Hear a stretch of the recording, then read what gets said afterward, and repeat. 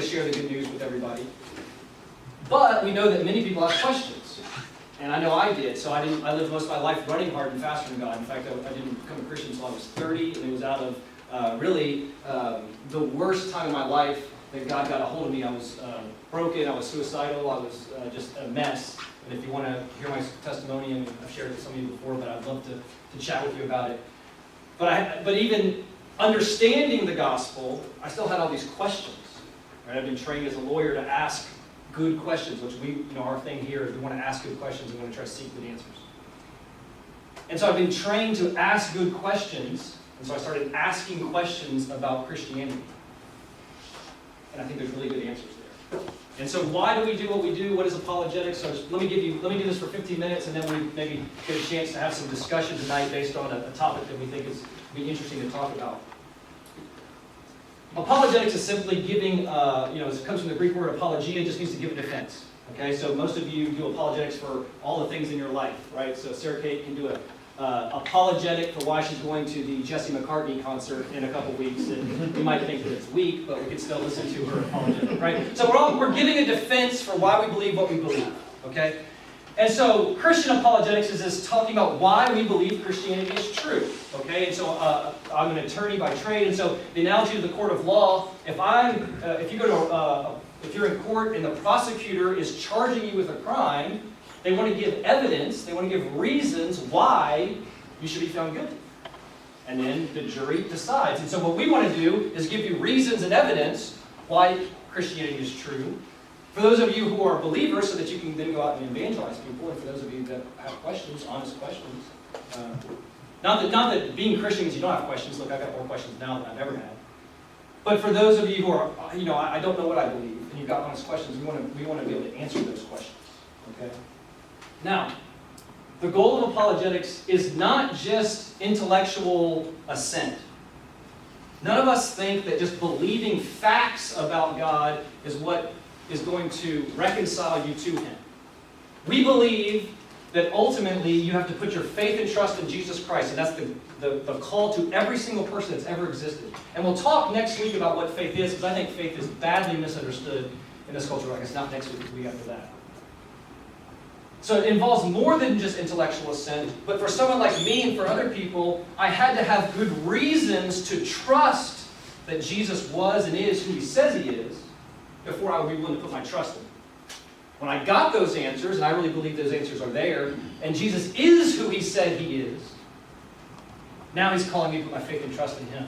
Okay? And so I think that faith, again, is badly misunderstood. We'll look at that again next week. But the goal is not just intellectual assent. We're talking about a radical turning away from sin, turning away from selfishness, from Satan. Now, we talk about these things in the 21st century, people think they're crazy. But look, I really believe that there really is a Satan.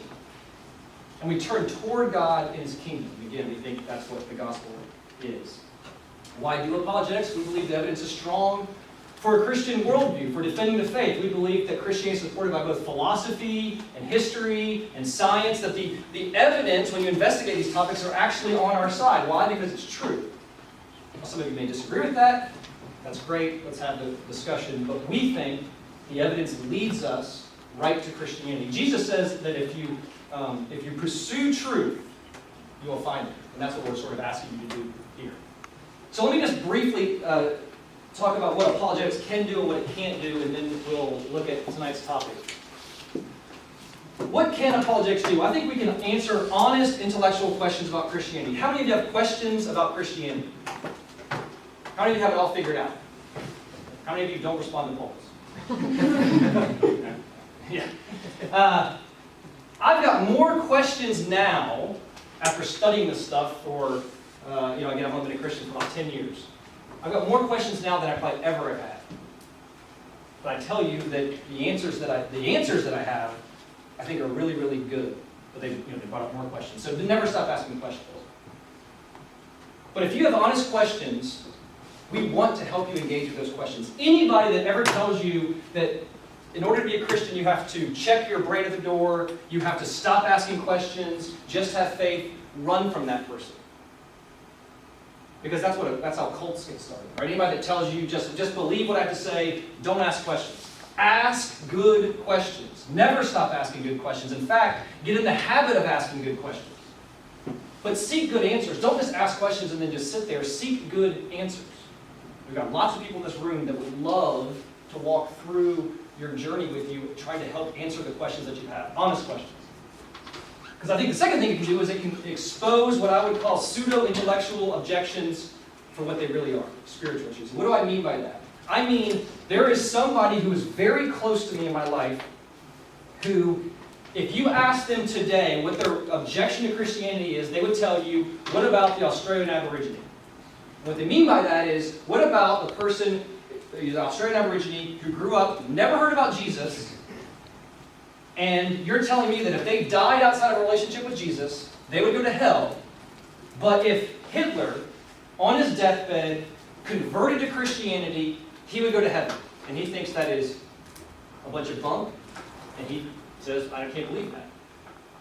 The problem, though, is I've had this discussion with him probably 10 times at least. I think we've got good answers to that question. But he's never gone further than just sort of saying that as his objection, and then he just leaves it there. He's not interested in investigating it. He's not interested in trying to get other answers. He's not interested in going any further than just saying, here's my objection, because that gives him a reason never to investigate the claims of Christ. So I would consider that for him actually an issue of the will, not of the mind. And I would challenge you that most of your objections are emotional objections, not intellectual objections. I don't want it to be true, therefore I pretend that's intellectual objections I have, but really it's an emotional objection. Because I don't want to submit. Because that involves change. And change is hard. And then lastly, maybe this is the most important thing. It can build up the faith of the believer, because I know that's what's true for me, and I know that's true for probably a lot of the leaders here, who had lots of questions, sought good answers, and we have been literally, Romans 12 talks about being transformed by the renewing of your mind. We have been transformed by asking good questions and seeking good answers here, but also in all the other spheres that point us right back to here. So I think we can build up the faith of the believer, and we can embolden you to then have the courage to go out there and to challenge people because you're confident that the answers are here. Not because you have all the answers, but because you're confident that Christianity does. What can't apologetics do? I can't force somebody to believe. I can't convert anybody. That's freeing, I think, to me, right? My job is not to convert anybody. My job is to help answer your questions that you have. My job is to kind of help move you along, but ultimately, I can't force you to believe. I'm not going to settle a lot of the issues of theology, of the faith, in apologetics. I mean, we still have lots of people in here that are professing Christians, and we disagree on all kinds of things theologically. Now, I think there are answers to those things. But in apologetics, we're more looking at why Christianity, what we call mere Christianity, is true. Now let's have these great theological discussions for those of us who have professed Christ, sort of what we call in-house discussions. I can't change somebody's heart. Again, that's between you and God.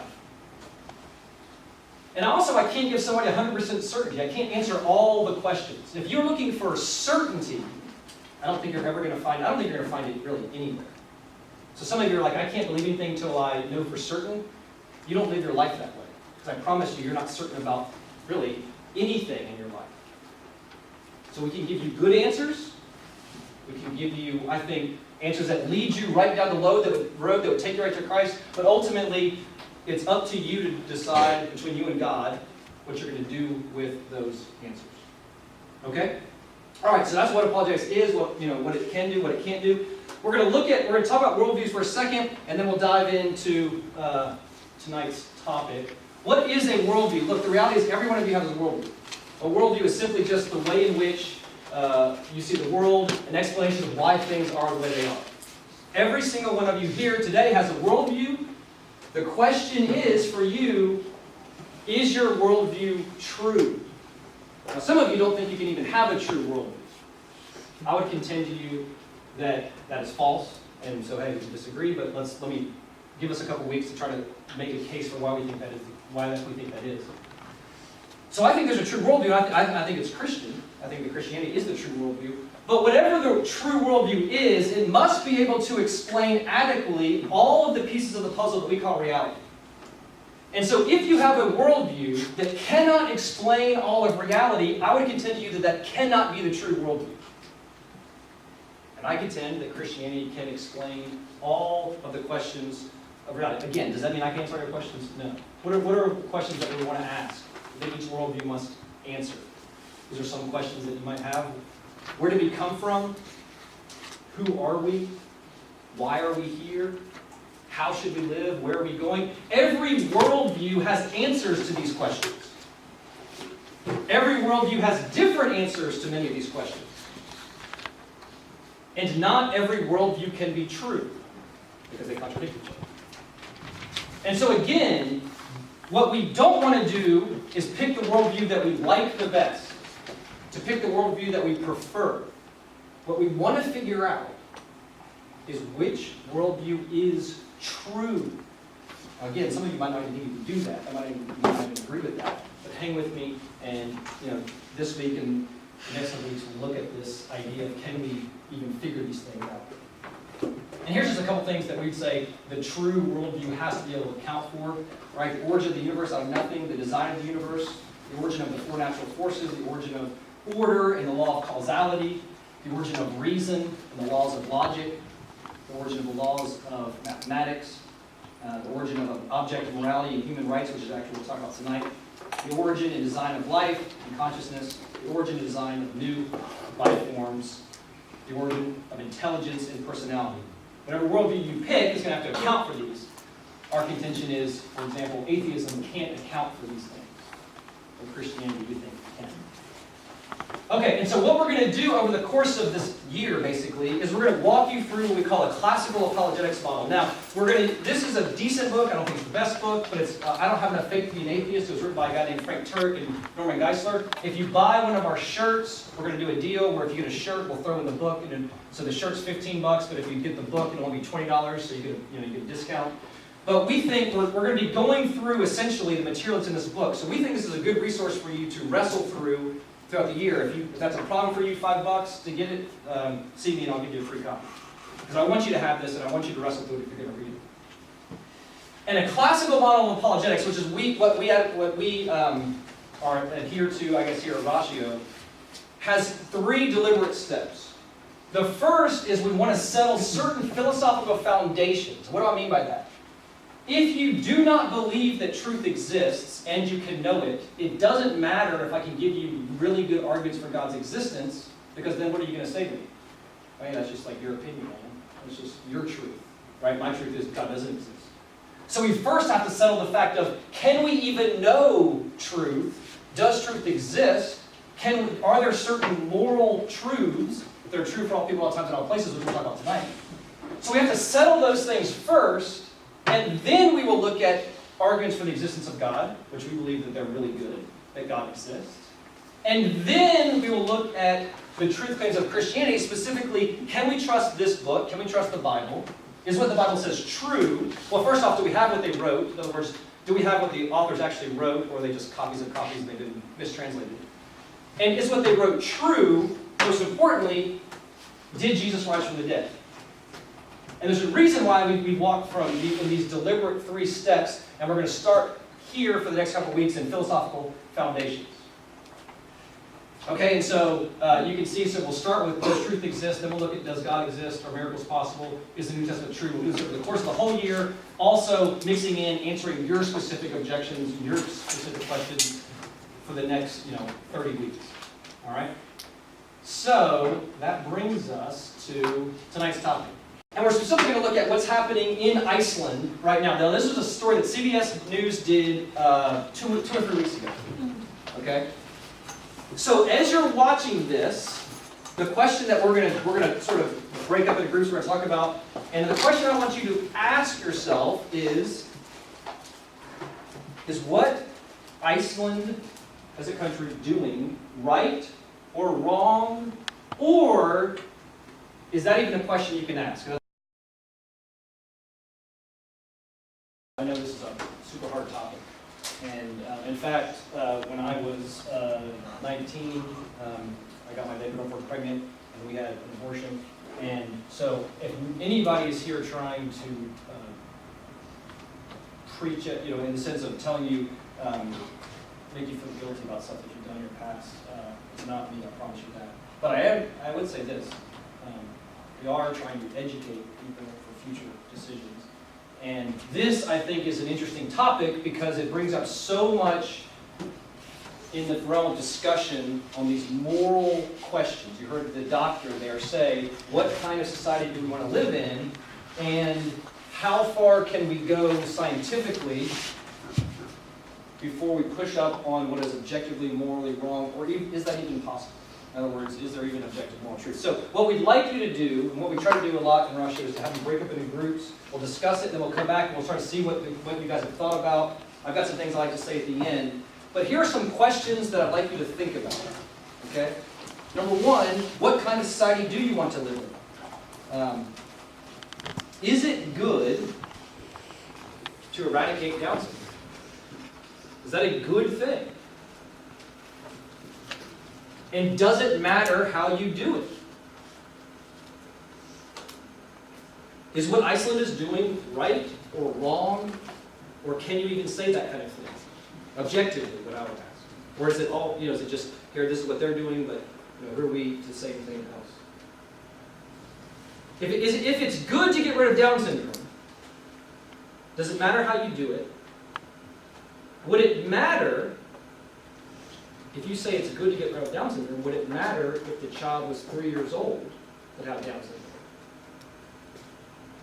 If you terminated them at that point. Why or why not? Is murder wrong? Objectively. Why or why not? Is life, the lady in the video, life isn't black or white. Do you agree? Yes or no? Life isn't black or white, she said, it's gray. Agree or disagree? Specifically with moral questions. Are they black and white or are they gray? What about if they were, so here they're terminating almost 100% for Down syndrome. What if it were to change and it was for, if they were terminating 100% of females, or if it was for ethnicity, so they were terminating 100% of African American pregnancies? Would that, and let's say they were forced to do it. Would that be right or would that be wrong? Let me ask you this question. Can any law be unjust? Any law be unjust? And how would you even decide that question? Iceland is almost 100% secular. Does that matter? So is it one thing for me to say, well, I'm a Christian, so I've got certain moral views, but they're secular almost 100%, so they have very different moral views, so who am I to tell them that what they're doing is wrong? All right, so that should give you enough to, 5 minutes. You got 30 seconds, go. Yeah. Let me ask you this question.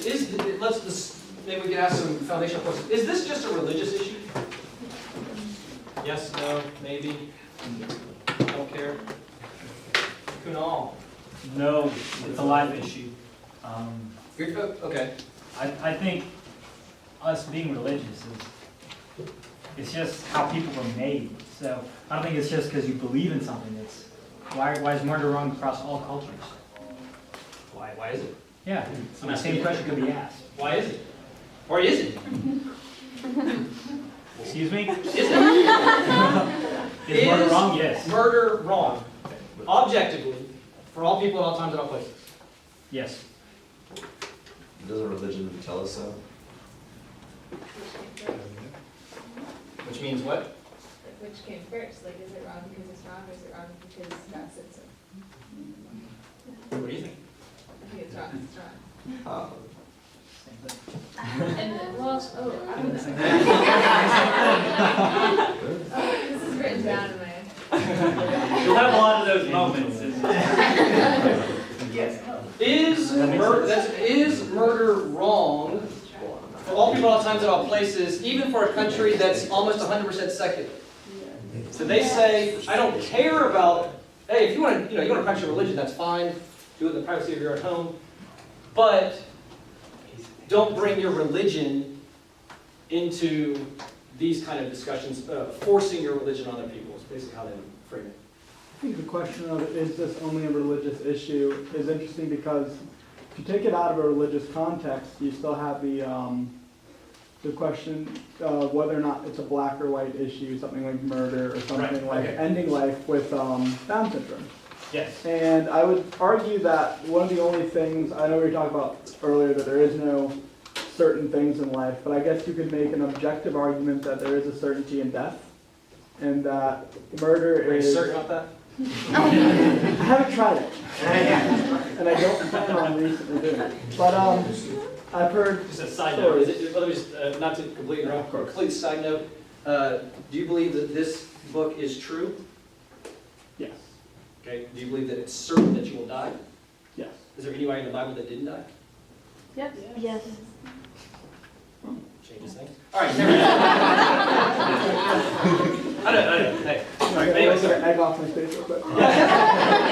But, you know, if it's a black and white issue, it's one of those things where death seems to be a very, very black and white objective answer to a subjective question of whether or not there's, you know, any value in life, or whether or not if you terminate someone's life, whether it be someone with Down syndrome, or you murder a pedophile, or you murder someone that you think is trying to murder you, all these things, that's very gray area where a finite death seems to be very black and white.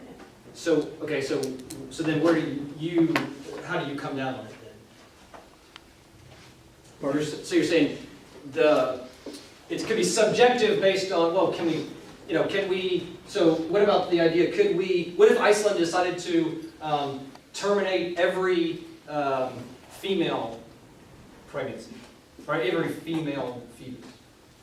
Or if they decided to terminate every, say, African-American fetus? Would that be different? And this is what you're getting at. According to basic, you're saying that's just subjective. I'm lost, to be honest. Well, all right, let's back it up. Do you think that it's a black or white issue? Murder? Well, yeah, okay, yeah, murder.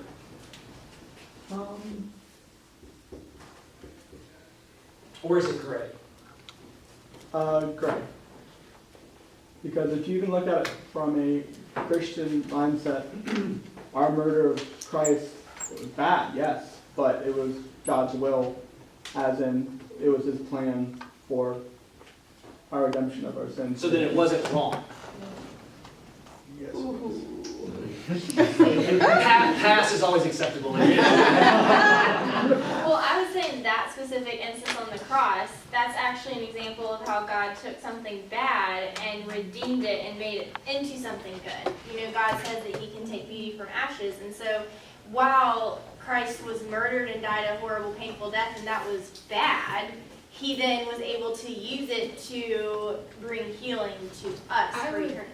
I would even say too, it's not murder because Jesus specifically said, no one has the ability to take my life, I give it freely. It was not murder, I think, is when you kill someone without their consent, obviously. Jesus was willing, he 100% willingly gave himself up. It was not that humans overpowered God and murdered Jesus, and then God's like, well, I guess since they killed my son, I'll bring some good out of it and like save them too. Jesus 100% gave himself over. He knew what was happening, and he gave his life. It was more of a sacrifice instead of a murder, I think, in the case of Jesus. But I know your name. Melissa. Melissa, is assisted suicide wrong? Yes. Okay, so do you guys know who Jack Kevorkian is? Anybody? Dr. Death. Okay, so he came up with a machine that helps people commit suicide, and he was actually prosecuted for murder. This was said 20 years ago, and now actually lots of states, well, some states, I think Oregon is one of them, have assisted suicide laws on the books where they say, if someone wants to commit suicide, I can help them do that. Do you think that's wrong? Or do you think it's wrong, right, or subjective? Because what I'm asking, is it wrong for everybody outside all places? Is this an unjust law? Is it right? Or is it come down to just opinion? I mean, I think it's wrong. Personally, right? But do you think that, Personally. okay, but do you think that it's objectively right? Or do you think it's objectively wrong? Or does it just come down to preference?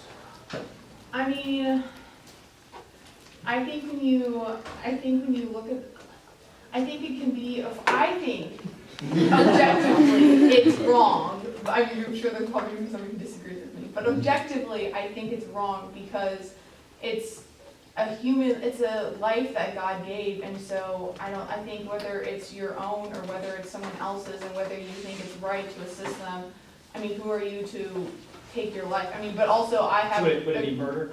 I think it is, yeah. So then wasn't Jesus murdered? No. Okay, I guess, okay. Like, I don't know. I just want to read the definition of murder, just so we're all on the same page. I have been waiting. Marty, I was waiting for you to ask. What do you mean by murder? What do you mean by that? Okay, so according to dictionary.com, murder is Which is always defined. the perfect Yeah. Just kidding, it's Merriam-Webster, okay? Murder is the crime of deliberately killing a person, or the crime of unlawfully killing a person, especially with malice or forethought. with malice aforethought, Yeah. which means the evil in your intention. Right. Intention, yeah. So it's not just, it's important that we distinguish murder from killing.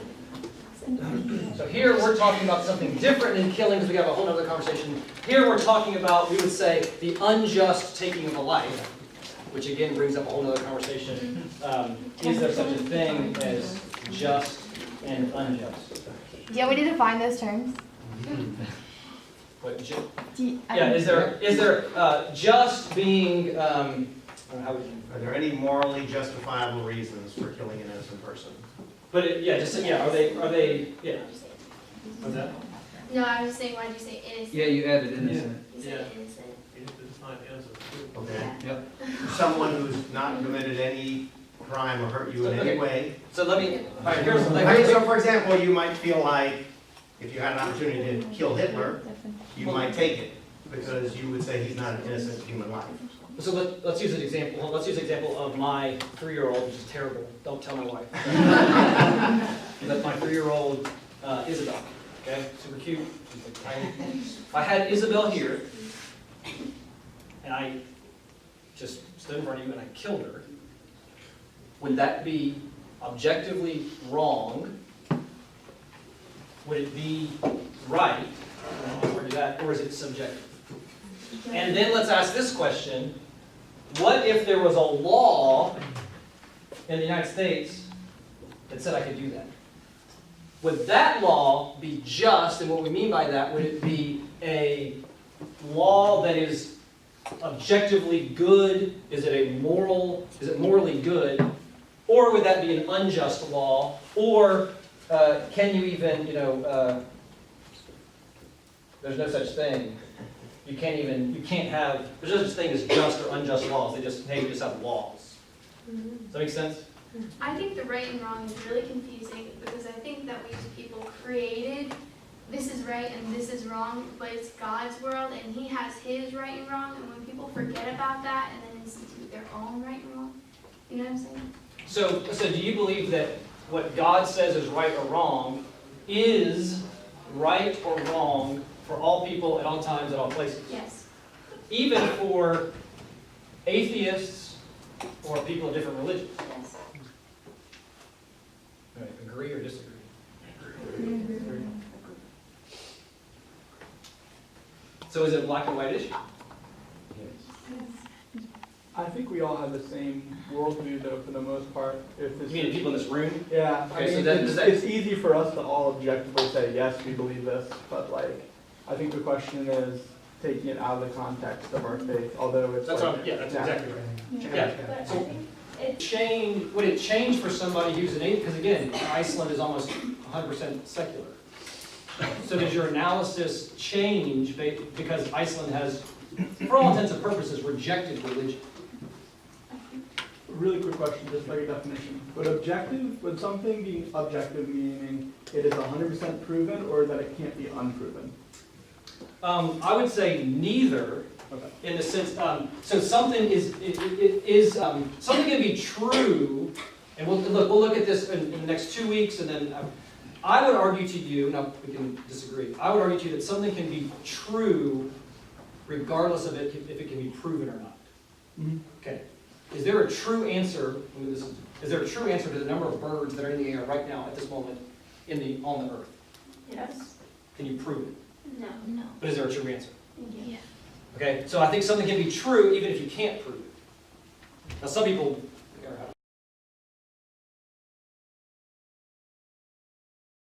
Courage, that's actually from a Vice, which is an HBO documentary show, and that was Charlottesville from 3 weeks ago. What's her ago? So let me say this. Let me just say a few things in closing, and then let's talk about it some more.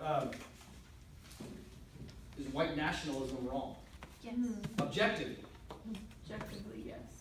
I think that that's probably easier for some of us to say than other issues. But let me just say this. Worldviews matter. Ideas matter. And remember, the goal of what we're trying to do in this life, all of us, I pray, is to pick a worldview that best makes sense of reality. And I would submit to you that one of the most basic ideas that we all have is that certain things are right and certain things are wrong, objectively. We don't think it's just our opinion that it's wrong to murder innocent 3-year-olds apart from God commanded it. We think it's wrong for all people at all times and all places. We don't think it's just an opinion that white supremacy is wrong. We think it's an objective truth that it's wrong. But then the question comes up, how do we ground these ideas that we all have about morality? What worldview best makes sense of the fact that objective morality exists? I would submit to you that atheism cannot explain this. On their worldview, what does it mean to say something is right or it's wrong? I would submit to you it's saying something like, it's just my opinion, or I don't like it, or as a society we decided we don't like it. But can I say anything is objectively wrong if atheism is true? I don't think so. There is no basis, if atheism is true, to say that anything is objectively right or wrong. But Christianity, on the other hand, does have a basis for making such a claim. The Christian worldview says that we are all made in the image of God. Now, what does that mean? It doesn't mean that we all look like God, that God is like 6 foot tall, lives in this place called heaven, he's got arms and legs and ears. Lots of people actually would believe that. If you do, let's talk about it. I would say that's not at all what it means to be made in the image of God. Now, there's probably some debate about this, obviously. But I think being made in the image of God means that we are rational and moral beings. And I think that's true for all of us, because the Bible says that we are all made in the image of God. So of course you don't have to be Christian to know that murdering 3-year-olds for fun is wrong objectively. We all do because we were made in the image of God. So just, in Iceland, do they have laws against murder? Yes. In fact, who said that? I think every society, right, has some kind of law against murder. Atheists are made in the image of God just the same as Christians. Same with whatever you believe, any different religion you believe.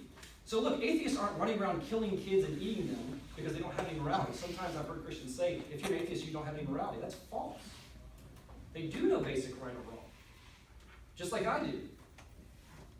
But the reason we want to ask is what grounds the knowledge that all of us have about basic moral issues. So the question for them is, how do you justify this fact that you know certain things are right and certain things are wrong?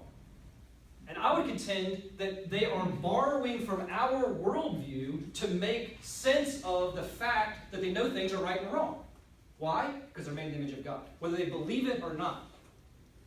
Now, Samuel read Romans 2, 12 through 16 tonight. And in that section, right, shout out, Paul talks about the law that is written on our hearts. Paul says that we all know right and wrong, and our conscience accuses us because the law is written on our hearts. Now, Martin Luther King Jr., while he was protesting what's happening in the South, got put in jail in Birmingham, and he wrote a letter called Letter from a Birmingham Jail. Has anybody ever read that? Read it tonight. Because what Martin Luther King Jr. does in the letter, among other things, is he discusses why he advocates breaking certain laws at the same time advocating upholding other laws.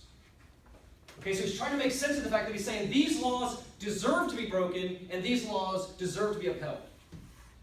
And he notes that there are two kinds of laws. There are just and there are unjust laws. Now, how does he make sense of that? What he argues is, direct from Paul, he argues that there is a natural law, a law above the law, that we are all subject to, and that determines if the law is just or unjust, based on whether it comports with the natural law. So let me ask you this. If God doesn't exist and there is no natural law, could a law ever be unjust? Seems like the answer is no, because the reason we say it's unjust is because it's not comporting to the natural law that's true for all people, all times, and all places. But what that means, though, is if a law, it could be unjust, it is wrong for you, it could be wrong, in fact, it is wrong for you to do certain things that are legal because they're still unjust. And I would submit to you that, one example, after the Holocaust, Nazi war criminals were prosecuted by the United Nations. And their defense was, and it's true, everything we did was legal. And the prosecutors said, yes, but there's a law above the law. And what you did is wrong. It doesn't matter if what you did was legal. Now, they're appealing to Paul. They're appealing to Romans 2, whether they know it or not. Now, C.S. Lewis wrote a book called The Abolition of Man. How many of you read that? That's a harder one. Read it? Awesome. Read that book. It's hard. But Lewis argues in The Abolition of Man, again, sort of making the argument you were making. He says, look, there are universally recognized moral laws and virtues that all cultures and societies across time and across geography all hold to and have held to. So such things as impartial justice, truthfulness, kindness, mercy, marital fidelity, respect for human life. These are true for societies all over the world and across all time. Now, Paul says, in Romans chapter 1, Samuel also read this, that we all know these universal moral laws, but that we may suppress this truth in unrighteousness. We suppress our conscience, we harden our hearts, and we become morally dull. Why? Because we don't want it to be true. It goes back to what I was saying at the very beginning, right? It's a will issue, not an intellectual issue. I would submit to you that much of what some people, and I'm sure this is true of me in some areas, obviously I don't know where it is, but what some people want to say that these things aren't objectively right or wrong, these are gray issues. It comes down to this. I'm suppressing what I know is true. Because everyone can look at the white supremacists and say, that's wrong. These other issues, they become gray. Why? Because I don't want them to be true. Now Thomas Aquinas wrote about the natural law probably more than most people, and he said this, okay, and then we'll sum it up. He said that there is an eternal law in which God alone knows. Now, how does that eternal law come to be? It didn't exist before him. I think you were asking this. It's a reflection of his nature. Now, this is eternal law, right? And because God created us in his image as moral and as reasoning beings, we are capable of recognizing the self-evident natural law that's written on our heart, which is simply a reflection of the eternal law in the created order. So what does that mean? It means there is objective moral truths that are true for all people at all times, at all places, and we suppress that truth in unrighteousness. Why? The law is known by all human beings, whether or not they are aware of God's special revelation in the Bible. How many of you, this is like, I didn't need to read this book to know that murder was wrong. And if you came across somebody and said, hey, I can murder 3-year-olds, they're like, well, have you read this book? They're like, no. And they read it and go, oh, I guess I can't murder 3-year-olds. You'd think that person is crazy, right? Why? Because it's written on our hearts. Everybody. God has given all of us a disposition to have moral knowledge. So unless we suppress our conscience, we naturally know basic moral truths. Now, we naturally know basic moral truths. Now, I would submit to you that there are more complex moral truths that we take these basic truths and we reason to. Now, there could be problems in our reasoning all along this area. So there are certain moral truths that I would submit to you are still true, well, they're still objectively right or wrong. That lots and lots and lots and lots of people will disagree with. Just one second. That lots of people would disagree with.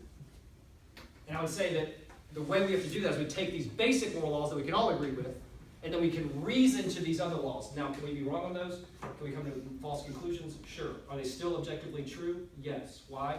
Because they're a reflection of the eternal law. Thomas Reed wrote that general virtues and vices must appear self-evident to every man who has a conscience and has taken the pains to exercise this natural power of his mind. So the question for you is, what worldview makes sense of reality, all of reality? And I would argue Christianity alone. Now we walked through last week what the gospel is. It's the power of salvation to all those that believe. But let me say this, okay? If you believe that there are no objectively true moral claims, you've gutted the gospel. If you believe that morality is subjective, you cannot profess to be a Christian. And I'm saying that that's a hard claim to make. Why? Because the gospel is saying that all of us have broken the objective moral law of God. If morality is subjective, then it's just your opinion against mine and others, and there's no way that I can understand. There's an objective moral law that we've all broken. The gospel says you've all broken the objective moral law of God. You're all eternally separated as a result of that, and what we deserve is eternal separation from Him. Unless what? Unless God has made a way, which He has in Jesus. That's why, look, we asked the other night, here's something I know about every one of you. You all feel guilty about something you've done in your life. Why? Because I think you are guilty. And then Christianity explains that. Right? We talked about how God knows us intimately. That means He knows the good, but He also knows the bad that we don't even want to admit about ourselves, the bad that we suppress about ourselves. He knows all of that, and He loves us. Look, we believe all of us have sinned and broke the objective moral law of God. But that God has made a way for us to be reconciled back to Him. When He came to earth as Jesus, the second person of the Trinity, the God-man, right, who lived a sinless life and then willingly went to the cross to pay the price for your sins so that we can be reconciled back to the Father. And that's true for all people, all times, all places, whether you believe it or not. So, summary, we believe Christianity is true.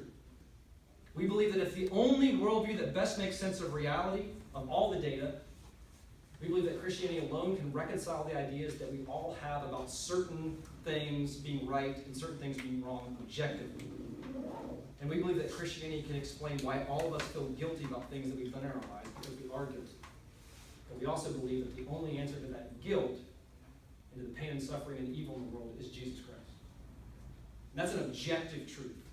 And it's true for all people, all times, and all places. So, look, my prayer for you tonight is if you don't know that, if you have not put your faith in Jesus, that you would, that you'd come talk to us about it. But if you have, if you're a professing Christian, you have to understand that the idea that morality is subjective is a lie from the pit. And I say that lovingly.